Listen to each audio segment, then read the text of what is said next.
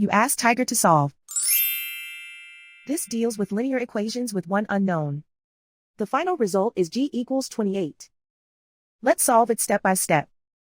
Group all constants on the right side of the equation. Subtract 7 from both sides. Simplify the arithmetic.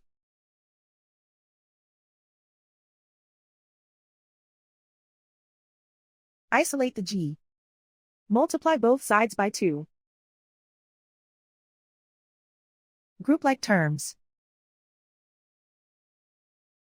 Multiply the coefficients.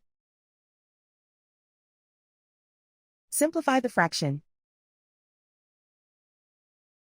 Simplify the arithmetic.